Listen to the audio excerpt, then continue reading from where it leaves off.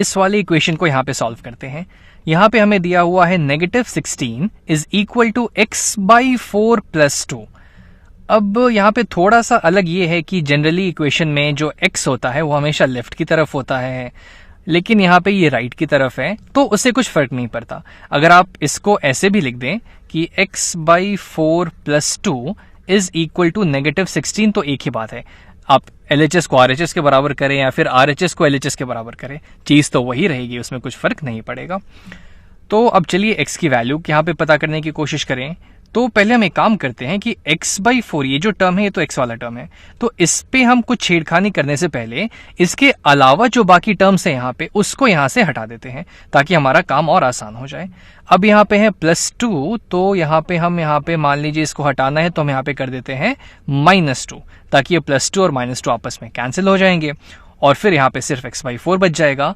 लेकिन इक्वेशन को बैलेंस रखना भी बहुत जरूरी है, तो उसके लिए अगर हम यहाँ से दो चीज हटा रहे हैं तो इस साइड से भी हमको दो चीज हटानी पड़ेगी, यानी कि इस साइड भी हमको -2 करना पड़ेगा। अब इसको आगे सॉल्व करें तो ये क्या होगा, तो 16 रुपए का कर्ज और 2 रुपए का कर्ज, नेगेटिव साइन को अगर हम कर्ज मान ले, अगर हम लोन मान ले, तो 16 रुपए का कर्ज है उस पे और 2 रुपए का कर्ज जुड़ गया, तो मेरे पास टोटल 18 रुपए का कर्ज हो गया। 18 रुपीज का मेरे पास टोटल यहाँ पे कर्ज आ जाएगा। और ये एक्चुअली में किसके बराबर है, तो ये +2 और -2 तो हट गए, कैंसिल हो गए। हमारे पास यहाँ पे सिर्फ बच गया x/4, x/4 यहाँ पे आ गया। अब हम देखते हैं कि सिर्फ x यहाँ पे कैसे बचे, ये /4 को हम कैसे हटा सकते हैं। तो जनरली आप अब इसके बाद अगर आप बुक में देखें या फिर कहीं आपने पढ़ा होगा तो अक्सर लोग हमको ये बोलेंगे कि यहाँ पे ये /4 है, इसको आप इस साइड लेके चले जाइए, तो ये हो जाएगा हमारा -18, और ये जो डिवाइडेड बाई 4 है इस साइड जाके मल्टीप्लाइड बाई 4 हो जाएगा, मल्टीप्लाइड बाई 4, और इधर जो है हमारा x बच जाएगा। और इसको आप सॉल्व कर लीजिए तो आपकी x की वैल्यू आ जाएगी। ठीक है, बात सही है, लेकिन एक्चुअली में ये करने के बाद हम बीच का एक स्टेप खा चुके हैं, और वो स्टेप क्या है चलिए वो हम देखते हैं। अब हमको पता है, हमको सिर्फ इतना पता है कि हम कुछ भी करें हमको कुछ ऐसा करना पड़ेगा ताकि मेरा इक्वेशन बैलेंस रहे। इक्वेशन को कभी हम डोल मटोल उसको टोल मटोल नहीं कर सकते, उसको हमको हमेशा बैलेंस रखना बहुत जरूरी है।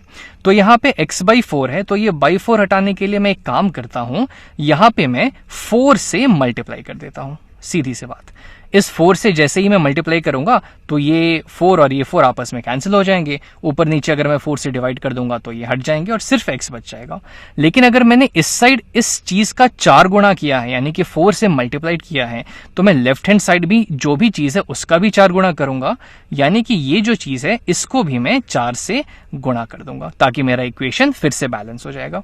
तो -18 को अगर मैं 4 से गुणा करूं तो मेरे पास हो जाएगा -18 गुने 4 हो जाएगा 8 4 ज़ा 32, 3 कैरी, 4 1 ज़ा 4, 5 6 7, और ये नेगेटिव यहाँ पे नीचे आ जाएगा, तो ये हो जाएगा -72। इसका पूरा वैल्यू आ जाएगा, इस पूरे का वैल्यू -72 आ गया, और ये इक्वल है, ये और ये कैंसिल आउट हो गए, तो यहाँ पे सिर्फ x बच गया हमारे पास। तो x की वैल्यू यहाँ से आ गई -72 के बराबर, -72 के बराबर। इस इक्वेशन को हम यहाँ पे सॉल्व करके देखते हैं। यहाँ पे लेकिन मुझे दिख रहा है कि जो ये x का कोफिशिएंट है वो एक फ्रैक्शन है। अब जनरली हम अभी तक जो भी चीजें करते आए हैं उसमें हम यही करते हैं कि सारे x वाले टर्म्स को एक साथ कर दिए, सारे बाकी नंबर्स को एक साथ कर दिए एक साइड, और फिर x की वैल्यू पता कर लिए। सेम चीज हम यहाँ भी कर सकते हैं, वो एकदम कुछ गलत नहीं है उसमें, लेकिन मुझे दिक्कत यहाँ पे ये है कि फ्रैक्शंस यहाँ पे हैं, तो फ्रैक्शंस का जोड़ घटाव करना थोड़ा मुश्किल हो जाता है। तो एक काम करते हैं, इसे थोड़ा सा आसान बनाने के लिए हम इस दोनों साइड एक ऐसे नंबर से इसको मल्टीप्लाई कर देते हैं कि ये फ्रैक्शन जो है एक अच्छा सा सुंदर सा प्यारा सा होल नंबर बन जाए। लेकिन वो कैसे किया जाए, और हाँ ये मैं चीज कर सकता हूँ क्योंकि मुझे पता है कि जब तक मैं सेम चीज दोनों साइड कर रहा हूं मेरी इक्वेशन सेम रहेगी, वो हिले डुलेगी नहीं, वो बैलेंस रहेगी, तो मैं वो काम कर सकता हूँ, उसके लिए कुछ दिक्कत नहीं आएगी। लेकिन वो कौन सा नंबर होगा जिससे मैं दोनों साइड मल्टीप्लाई करूं ताकि मेरा फ्रैक्शन जो है वो एक होल नंबर बन जाए। तो मैं एक काम करता हूं, एक ऐसा नंबर सोचता हूं जो कि इस डिनोमिनेटर 4 और इस डिनोमिनेटर 8 दोनों से डिविजिबल हो, मतलब कि वो 4 और 8 दोनों का मल्टीपल हो। तो अगर मैं दोनों के एलसीएम की बात करूं, सबसे लोएस्ट वैल्यू में दे लूं जो कि दोनों का कॉमन मल्टीपल है, जो कि दोनों के टेबल में आता है, वो हो जाएगा, वो 8 तो खुद हो जाएगा। हाँ, 8 4 के टेबल में भी आता है और 8 यहाँ भी है। तो एक काम करते हैं, हम दोनों साइड, यहाँ दोनों साइड 8 से मल्टीप्लाई कर देते हैं, इसको भी और इसको भी। ऐसा क्यों किया हमने? तो चलिए इसको मल्टीप्लाई करके देखते हैं। अब ये फ्रैक्शन जो है वो सुंदर सा होल नंबर बन जाएगा। तो अगर मैं इस 8 को, अब हमको इस 8 को इस पे डिस्ट्रीब्यूट करना है, तो अगर मैं 8 को 3/4 से मल्टीप्लाई करूंगा, 8 को अगर मैं 3/4x से मल्टीप्लाई करूंगा तो 4 1 जा 4, 4 2 जा 8 और 2 3 जा होता है 6, तो इसकी वैल्यू 6x आ जाएगी।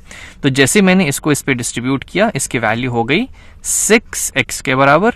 और 8 टाइम्स 2, यहाँ पे ये प्लस यहाँ पे आ जाएगा, प्लस 8 टाइम्स 2 हो जाएगा मेरा 16, तो 6x प्लस 16 यहाँ पे हो गया।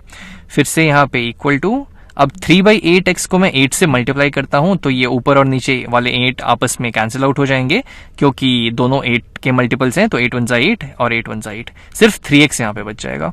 तो मैं 3x लिख देता हूं यहाँ पे, 3x माइनस 4 टाइम्स 8, 4 टाइम्स 8 होता है 32। तो ये अब हमारी इक्वेशन आ गई और इसमें आप बड़े ध्यान से और आसानी से एक्चुअली देख सकते हैं कि ये जो फ्रैक्शन है वो फ्रैक्शन नहीं रहा, वो हम अच्छे से एक होल नंबर में चेंज हो चुका है। अब शायद आप ये सोच रहे होंगे कि हमने 8 से ही क्यों मल्टीप्लाई किया, कोई और नंबर नहीं हो सकता है क्या? तो बिल्कुल हो सकता है, बस इस बात का ध्यान रखिए कि हमारा एम ये है कि हम इस फ्रैक्शन को एक होल नंबर में चेंज करना चाह रहे हैं ताकि हमारी कैलकुलेशन आसान हो जाए और कुछ नहीं।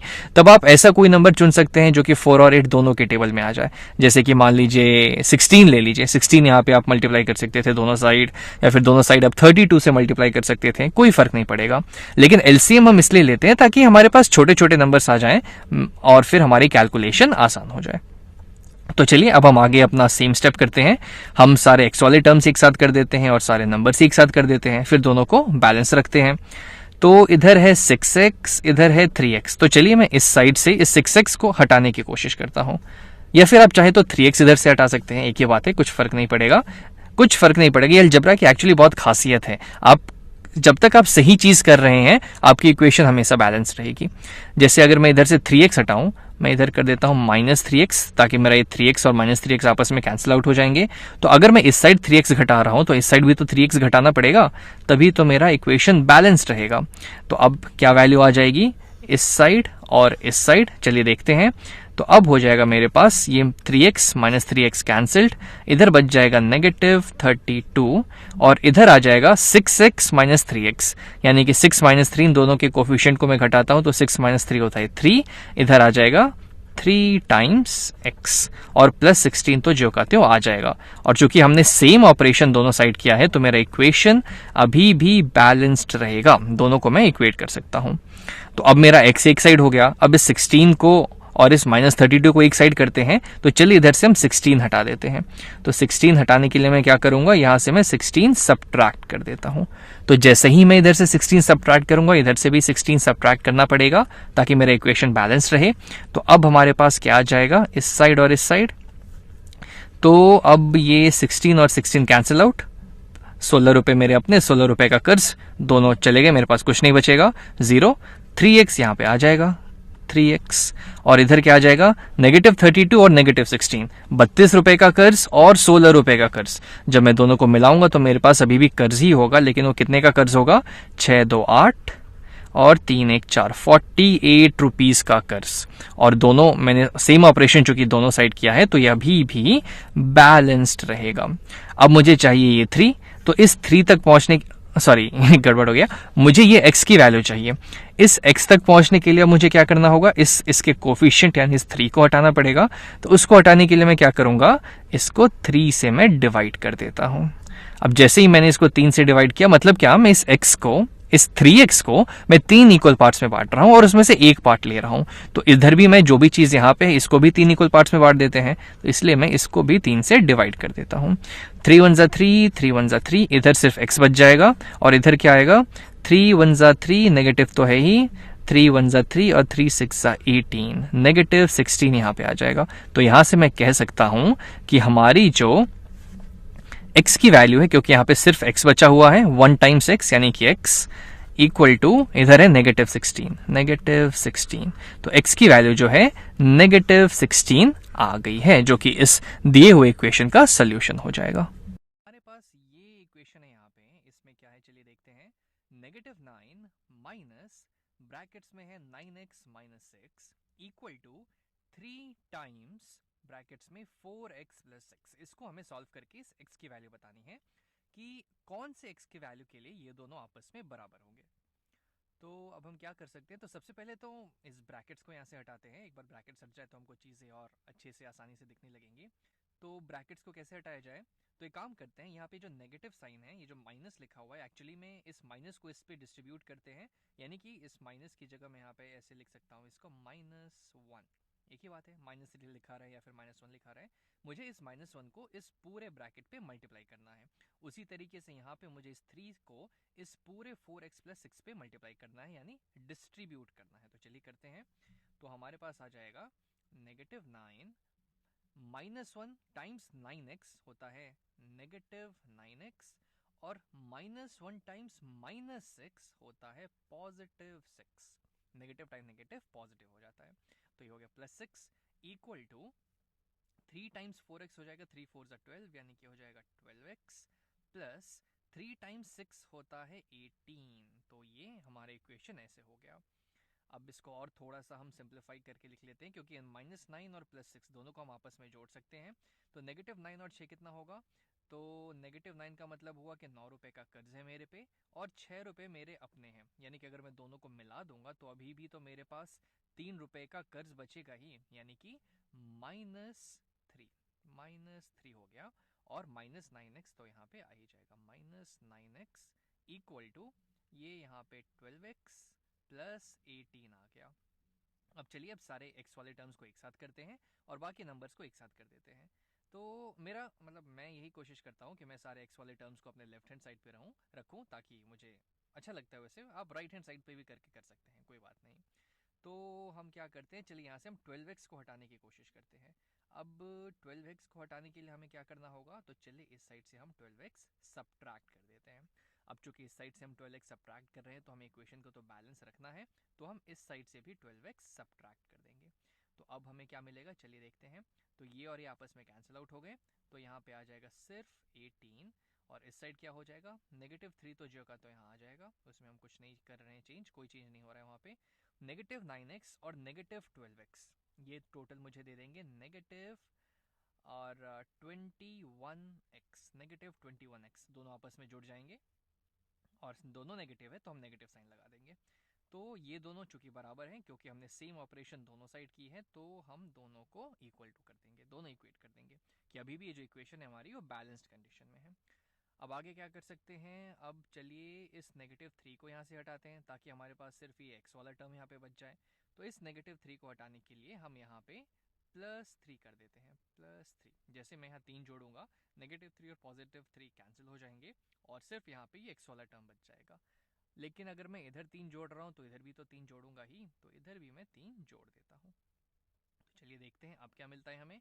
तो ये और ये कैंसिल आउट हो गए, यहाँ पे सिर्फ आ जाएगा -21x इक्वल टू 18 प्लस 3 कितना होगा, 21। 18 प्लस 3 21। तो ये हमारा फाइनल इक्वेशन आ गया। अब हमको तो सिर्फ x की वैल्यू से मतलब है कि x की वैल्यू क्या होगी, तो उस x की वैल्यू तक पहुंचने के लिए इसका जो यहाँ पे कोफिशिएंट है -21, उससे हम इस वाले टर्म को इस साइड डिवाइड कर देते हैं, क्योंकि जैसे ही हम इसको -21 से डिवाइड करेंगे, अब ऊपर और नीचे आप -21 से डिवाइड कर दीजिए, तो ये हो जाएगा 1 और ये भी हो जाएगा 1, सिर्फ 1 टाइम्स x यानी कि x बच जाएगा यहाँ पे। लेकिन अगर इधर -21 से डिवाइड कर रहे हैं, तो इधर भी तो -21 से डिवाइड करना पड़ेगा ना। तो ये हमें क्या वैल्यू दे देगा, तो ऊपर और नीचे में 21 से डिवाइड करता हूँ, तो 21 1 ज़ा 21, और ये हो जाएगा हमारा -1, क्योंकि -21 क्या है, ये है -1 टाइम्स 21। तो अगर मैं इसको 21 से डिवाइड करता हूँ, जो मैंने यहाँ पे किया, तो 21 कट जाएगा, यहाँ पे 1 आ जाएगा, लेकिन ये -1 तो बचा ही रहेगा, इसलिए ये -1 यहाँ पे आ जाएगा। तो यहाँ से मेरी जो है x की वैल्यू क्या आ जाएगी, वो आ जाएगी 1/-1, यानी कि -1। x की वैल्यू जो है यहाँ से -1 आ गई। तो अब एक काम करते हैं, चलिए हम ये अपना ओरिजिनल इक्वेशन में ये वैल्यू डाल के देखते हैं कि हमारा जो यहाँ पे वैल्यू आया है वो सही भी है या नहीं। तो पहले तो मैं यहाँ से चलिए ये वाली साइड, ये लेफ्ट हैंड साइड को हम उठा लेते हैं। यहाँ पे LHS देखते हैं कि उसकी क्या वैल्यू है। तो LHS में है हमारे पास -9 माइनस 9x माइनस 6। x की जगह हम डाल देते हैं -1, तो हमें मिल जाएगा -9 माइनस ऑफ 9 टाइम्स -1 माइनस 6, ये आ गया हमारे पास। तो ये वैल्यू हमें दे देगा -9 माइनस 9 टाइम्स -1 होता है -9 माइनस 6। ये हो जाएगा -9 माइनस ब्रैकेट्स के अंदर अब क्या वैल्यू आ जाएगी, तो 9 रुपए का कर्ज और 6 रुपए का कर्ज, टोटल मेरे पास है 15 रुपए का कर्ज। और नेगेटिव ऑफ -15 है, यानी कि ये हो जाएगा -9, नेगेटिव और नेगेटिव हो जाएंगे पॉजिटिव, तो ये हो जाएगा +15। और -9 + 15 कितना होगा, +6, क्योंकि 15 रुपए मेरे अपने 9 रुपए का कर्ज, तो मेरे पास अभी भी अपने 6 रुपए बचेंगे। तो जैसे ही मैंने लेफ्ट हैंड साइड पे x की जगह -1 डाला तो मेरा लेफ्ट हैंड साइड की वैल्यू 6 आ गई। लेकिन अब राइट हैंड साइड की वैल्यू क्या होगी, वो थोड़ा सा इंटरेस्टिंग होगा जानना। क्या दोनों बराबर है, तो चलिए वो हम देखते हैं। तो मेरे यहाँ पे राइट हैंड साइड पे है 3 times 4x + 6, 3 times 4x + 6। x की जगह हम डाल देते हैं -1 जो हमारा वैल्यू आया था। तो ये है 3 टाइम्स 4 टाइम्स -1, 4 टाइम्स -1 + 6।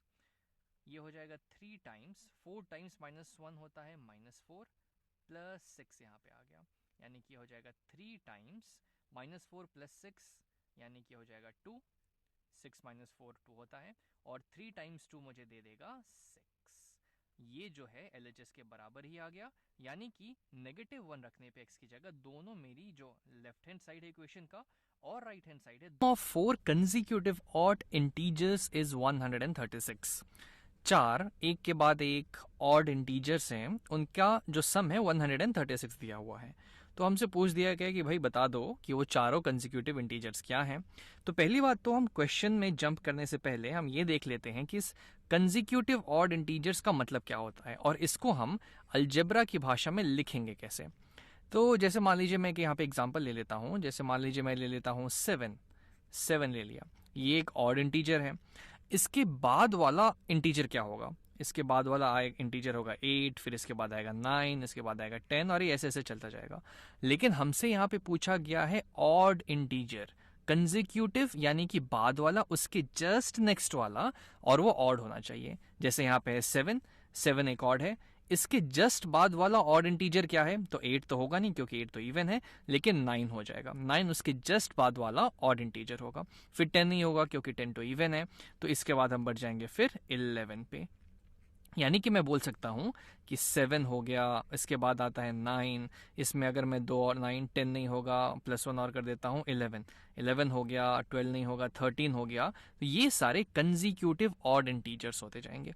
तो अब हमसे पूछा गया है कि ऐसे ही कोई 4 इंटीजर्स थे जिनका सम है 136। तो पहले तो हम एक काम करते हैं, मान लेते हैं यहाँ पे, चलिए हम मान लेते हैं कि x है, x हम एक वेरिएबल उठा लेते हैं और हम बोल देते हैं कि ये जो है सबसे छोटा ऑड इंटीजर है, स्मॉलेस्ट ऑड इंटीजर। यहाँ 4 इंटीजर्स हमें लेने हैं, तो चारों में जो सबसे छोटा होगा वो हम x मान लेते हैं। तो अगर मेरा जो x है वो सबसे छोटा वाला ऑड इंटीजर है, तो इसके बाद वाला इंटीजर हम कैसे फाइंड करेंगे। तो यहाँ पे आप पैटर्न देखिए, 7 है, 7 में आपने 1 ऐड किया तो हम पहुंचे 8 पे, 7 में आप 2 ऐड करेंगे तो आप पहुंचेंगे 9 पे। यानी कि मैं कह सकता हूं कि 7 से 9 पे आने के लिए मुझे +2 करना पड़ेगा। वैसे ही 9 से अगर मुझे अगले कंसेक्यूटिव ऑड इंटीजर पे जाना है तो मैं क्या करूंगा, 9 + 2, फिर मुझे 11 मिल जाएगा। यानी कि अगर मेरा जो सबसे छोटा इंटीजर है वो x है, तो इसमें अगर मैं 2 और ऐड करूं तो मुझे अगला कंसेक्यूटिव अगला ऑड इंटीजर मिल जाएगा, तो वो हो जाएगा x + 2। इसके बाद अगर मुझे जाना है तो मुझे आपको मैं यहाँ पे लिख देता हूं, इसमें हमने 2 और ऐड किया तो हम यहां पहुंच गए। अब अगर मुझे अगले और इंटीजर पे जाना है तो क्या करना होगा, तो मुझे इसमें 2 और ऐड करना होगा इस वाले में। तो जैसे ही मैं इसमें 2 और ऐड करूंगा, इसका मतलब ये हो रहा है कि मैं इस x में 2 और 2 यानी कि 4 ऐड कर रहा हूं। तो मेरा अगला जो इंटीजर होगा वो हो जाएगा x प्लस 4। और अगर मुझे इसके बाद जाना है तो फिर मुझे इसमें मुझे फिर इसमें 2 और ऐड करना पड़ेगा इस वाले टर्म में, तो +2, यानी कि मैं इस x में 2 2 4 2 6 यानी कि मैं यहाँ पे x प्लस 6, इसमें मैंने 2 और ऐड किए तो मैं यहां पहुंच गया। यानी कि ये जो मेरे 4 इंटीजर्स होंगे कंजिक्यूटिव होंगे, और हमने मान लिया है कि जो x जो है जो कि ऑड इंटीजर है, तो जैसे जैसे हम इसमें 2 और ऐड करते जाएंगे तो सारे अपने आप ऑड ही मिलते जाएंगे। अब इन सब का सम 136 दिया हुआ है, यानी क्या, यानी कि ये x plus 2 plus x plus 4 और ये finally last number plus x plus 6, इन चारों का सम जो है वो टोटल 136 दे दिया गया है। तो चलिए अब इसको सॉल्व करते हैं। तो यहां पे पहले देख लेते हैं x वाले कितने टर्म्स हैं। तो 1 2 3 4, 1x 2x 3x 4x, total हमारे पास 4x आ गए। और उसके अलावा है हमारे पास 2 और उसमें 4 और जोड़ देंगे तो हो जाएगा 6 में 6 और जोड़ देंगे तो हमें मिल जाएगा 12, यानी कि +12। और इसका टोटल सम हमें दिया है 136। अब चलिए अब इसको सॉल्व कर लेते हैं। तो यहां पे मैं 12 पहले घटा देता हूं, तो यहां से मैं कर दूंगा -12। और अगर मैं इस साइड -12 कर रहा हूं तो इस साइड भी -12 -12 करूंगा ताकि मेरा इक्वेशन बैलेंस्ड रहे। तो चलिए अब देखते हैं अब हमें क्या मिलता है। तो हो जाएगा 4x, ये और ये आपस में कैंसिल, इक्वल टू 136 -12 कितना होता है, तो ये हो जाएगा 6 - 2 होता है 4, 3 - 1 होता है 2 और 1 तो जो का तो आ जाएगा, यानी कि 4x जो है 124 के बराबर आ गया। अब यहां से x कैसे मिलेगा, तो मैं दोनों साइड 4 से डिवाइड कर देता हूं, इधर भी डिवाइडेड बाई 4 और इधर भी डिवाइडेड बाई 4। तो अगर मैं ऊपर और नीचे 4 से डिवाइड करूं तो यहां पे बच जाएगा 1 टाइम्स x, यानी कि सिर्फ x बच जाएगा, इक्वल टू आ जाएगा। अब इसको हमको 4 से डिवाइड करना है, तो चलिए करते हैं। तो 4 1 ज़ा 4, 4 3 ज़ा 12 होता है, और फिर 4 1 ज़ा 4, 31। तो देखिए x तो हमारा ऑड आ गया, मतलब हमारी कंडीशन सेटिस्फाई हो रही है। तो x की जगह अब यहां पे हम रख देते हैं 31, x हमारा 31 आ गया। इसमें जैसे ही हम 2 जोड़ेंगे हमें मिल जाएगा 31 32 33, जो कि हमारा अगला ऑड कंजिक्यूटिव इंटीजर है। इसमें अगर हम 2 और जोड़ें तो 33 34 35, वो हमारा अगला वैल्यू हो जाएगा। इसमें जैसे हम 2 और जोड़ेंगे तो ये हो जाएगा 37, तो ये हमारा अगला इंटीजर होगा। तो 31 33 35 37, इन चारों को जब आप टोटल साथ में जोड़ेंगे तब आपको 136 मिल जाएगा। पेरीमीटर ऑफ टीनास रेक्टेंगुलर गार्डन है 60 फीट। एक लड़की थी टीना जिसके पास एक गार्डन था रेक्टेंगुलर शेप का, वो एक रेक्टेंगल शेप का गार्डन था उसके पास।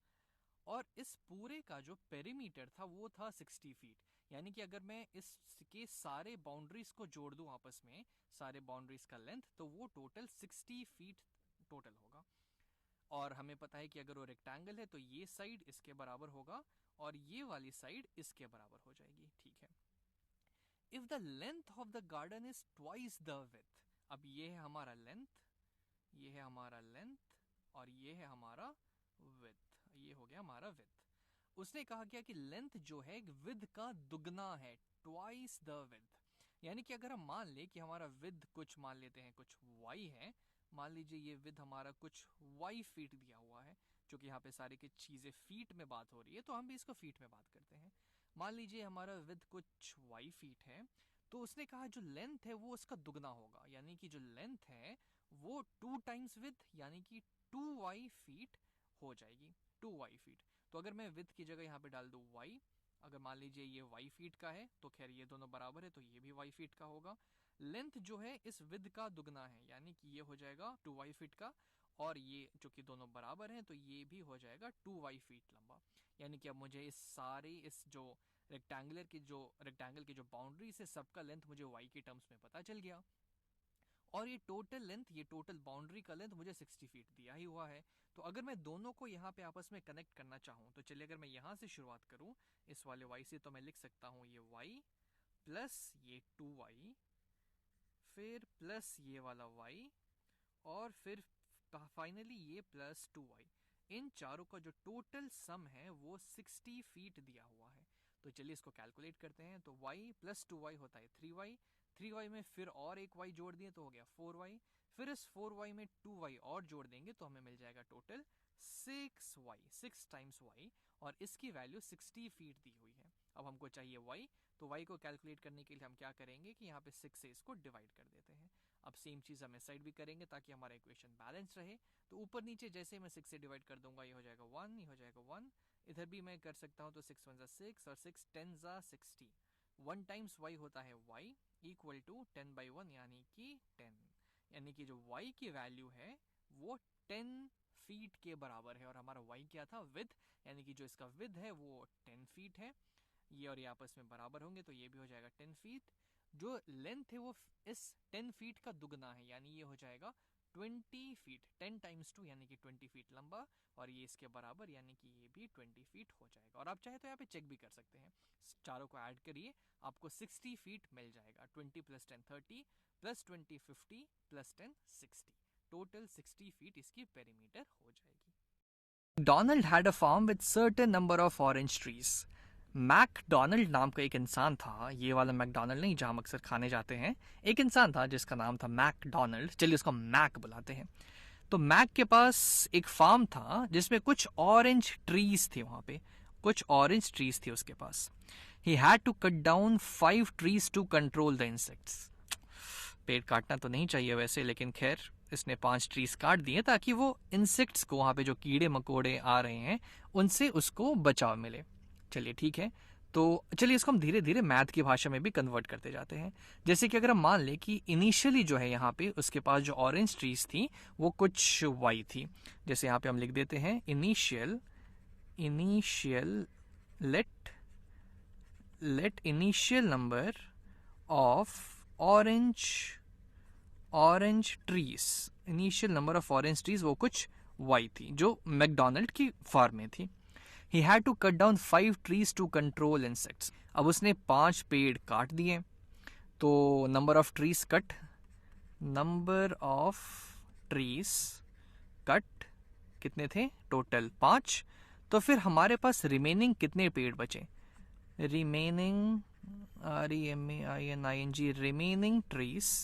रिमेनिंग ट्रीज कितने बचेंगे, तो वाई उसके पास पहले थे 5, उसने काट दिए, तो हमारे पास टोटल बच जाएगा y माइनस 5, इतने पेड़ उसके पास अभी बचे हुए हैं।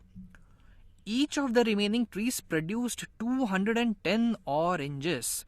अब जितने भी पेड़ उसके पास बचे हुए थे, हर पेड़ उसमें से 210 ऑरेंज देता है, यानी कि उसके पास टोटल y माइनस 5 पेड़ हैं, हर पेड़ उसमें से 210 ऑरेंज देता है। यानी कि मैं यहां पे लिख देता हूं oranges produced by each of the remaining trees। हर एक जो पेड़ बचा हुआ है उसमें से हर एक पेड़ कितना ऑरेंज दे रहा है, 210 ऑरेंज वो दे रहा है, producing a total harvest of 41,790 oranges. मतलब क्या कि ये सारे पेड़ मिलके, जो भी ये बचे हुए पेड़ हैं वो मिलकर टोटल 41,790 ऑरेंजेस देते हैं। तो अगर मैं बात करूं कि टोटल नंबर ऑफ ऑरेंजेस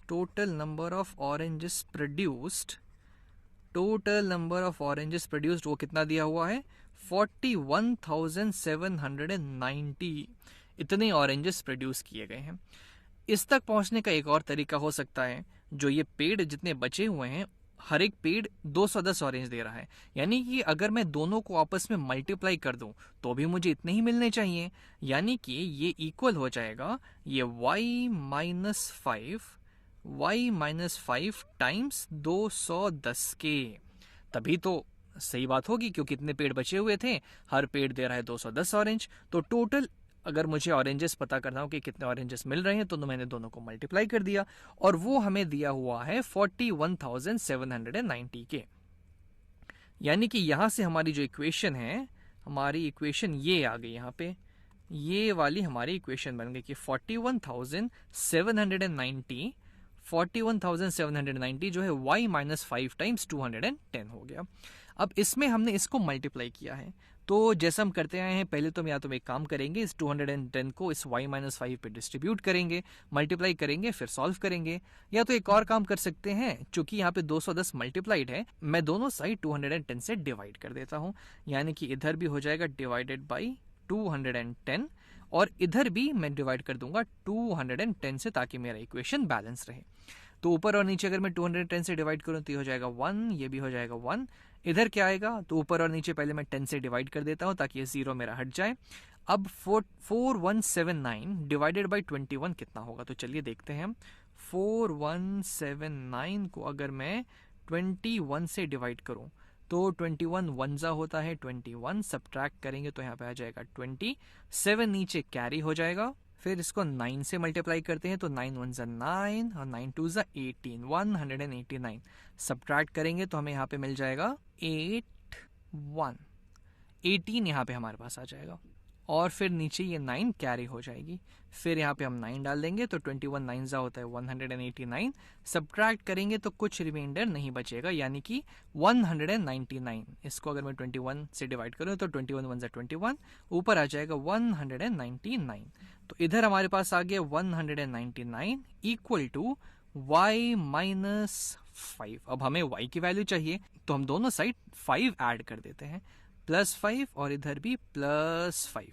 अब हमें क्या मिलेगा, -5 + 5 कैंसिल, हमारे पास आ जाएगा y इक्वल टू 199 + 5 होता है 204, यानी कि y की वैल्यू आ जाएगी 204।